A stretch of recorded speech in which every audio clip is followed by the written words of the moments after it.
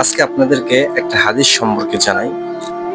রাসূলুল্লাহ সাল্লাল্লাহু আলাইহি ওয়াসাল্লাম বলেছেন যে আলিয়াদুল উলিয়া খায়রুম মিন ইয়াদিস সুফলা। হাদিস শরীফের অর্থ হলো নিচের হাত হইতে উপরের হাত ভালো, নেওয়ার চেয়ে দেওয়া ভালো। এটা আপনাদেরকে যদি আমি বিস্তারিত বুঝাইতে যাই যে আপনি কারো থেকে কোনো কিছু নিবেন, সেটা বেশি ভালো বলে নাই রাসূলুল্লাহ সাল্লাল্লাহু আলাইহি ওয়াসাল্লাম। রাসূলুল্লাহ সাল্লাল্লাহু আলাইহি ওয়াসাল্লাম বলেছেন যে আপনি কারো থেকে নেওয়ার থেকে তাকে দিলে সেটাই ভালো। বা আপনার হাতটা যে নিচের হাতের চেয়ে উপরের হাত ভালো বলছে, মানে আপনি কারো কাছে হাত পাতলেন, কিছু চাইলেন, এটার থেকে আপনি কাউকে দিলেন ওটা ভালো, কাউকে দিলে ওইটা হলো উপরের হাত।